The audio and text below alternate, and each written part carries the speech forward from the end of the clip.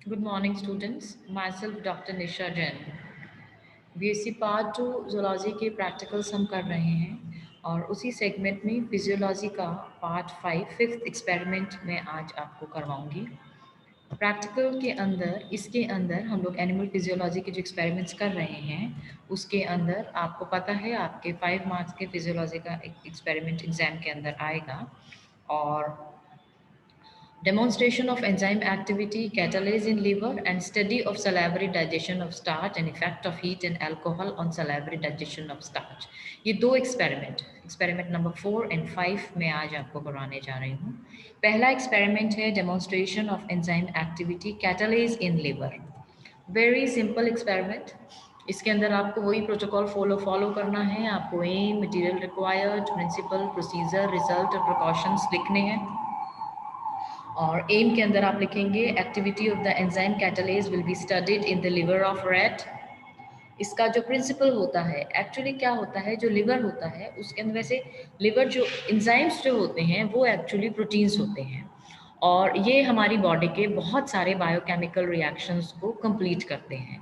जितनी भी biochemical reactions होती हैं उनको स्पीड प्रोवाइड करने के लिए एज ए कैटलिस्ट ये काम करते हैं।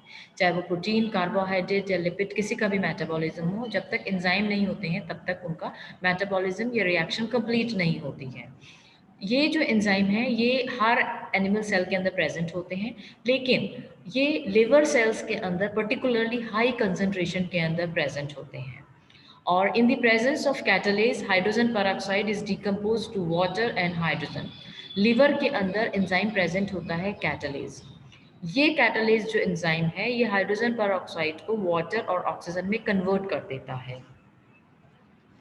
जो जो जो फंक्शन होता है कैटालेज का, वो एंजाइम जो होता है ये harmful toxic peroxides which are produced in the cell during respiration. तो जो हमारी सेल के अंदर जो हार्मफुल पेरोक्साइड्स प्रोड्यूस हो रहे होते हैं ये इनको वाटर और ऑक्सीजन में कन्वर्ट कर देता है। हम एक लीवर एक्सट्रैक्ट बनाते हैं। हम लोग क्या करते हैं, पहले तो सबसे पहले लीवर लेते हैं। या तो हम लैब के अंदर फ्रॉग को या रैट को काट के उसका लिवर निकालते हैं, और अगर नहीं तो हम लोग बाजार से किसी भी बुचर शॉप से जहाँ पर कि अपन बकरा कटता है या शीप है, तो वहाँ से हम बकरे का लिवर लैब के अंदर ले आते हैं, उसको मोर्टार में डालते हैं और उसके पानी डाल के उसको चलाते हैं जिससे उसकी पेस्ट बन जाए। फिर उस वो जो पेस्ट बनती है उसके अंदर पानी डाल के और हम उसको टेस्ट ट्यूब में ले लेते हैं। तो जो थिक होता है वो तो नीचे डिकेंट हो जाता है और पतला पतला घोल ऊपर रह जाता है। ये लीवर एक्सट्रैक्ट होता है जिससे कि हम एक्सपेरिमेंट को परफॉर्म करते हैं। अब हम एक एक्सपेरिमेंट को परफॉर्म करने के लिए क्या करते हैं, दो टेस्ट ट्यूब लेते हैं। एक के ऊपर हम ई मार्क कर देते हैं मतलब एक्सपेरिमेंटल, और दूसरे के ऊपर हम सी मार्क कर देते हैं मतलब कंट्रोल। दोनों टेस्ट ट्यूब के अंदर हम लीवर एक्सट्रैक्ट डाल देते हैं। ठीक है, दोनों टेस्ट ट्यूब के अंदर एक लीवर जो ई के अंदर भी हमने लीवर एक्सट्रैक्ट डाला, सी के अंदर भी हमने लीवर एक्सट्रैक्ट डाला, लेकिन सी टेस्ट ट्यूब को हम लोग बॉयल करते हैं और ई को हम बॉयल नहीं करते हैं। और उसके बाद हम उनके अंदर पांच पांच ड्रॉप हम लोग हाइड्रोजन पेरोक्साइड के डालते हैं। तो जो ई टेस्ट ट्यूब है, जो जिसको हमने केवल लीवर एक्सट्रैक्ट डाला है और हाइड्रोजन पेरोक्साइड डाला है, तो इसके अंदर से धुआं उठना चालू हो जाता है। इसका मतलब कि इसके अंदर वाटर और ऑक्सीजन का फॉर्मेशन हो गया है H2O2 से। लेकिन सी के अंदर हम इसको बॉयल करते हैं और इसमें लीवर एक्सट्रैक्ट डालते हैं और H2O2 डालते हैं, तो इसके अंदर कोई धुआं नहीं उठता है। क्यों?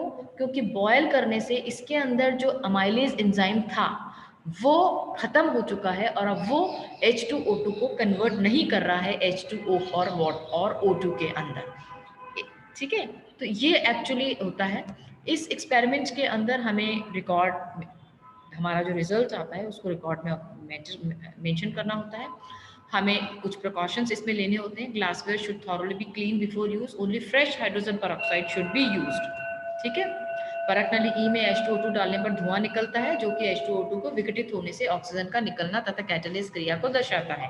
परख सी में एंजाइम उबाल कर नष्ट कर दिया जाता है। इसके लिए H2O2 डालने पर धुआं नहीं निकलता है क्योंकि एंजाइम नहीं होने से H2O2 का विघटन नहीं होता है।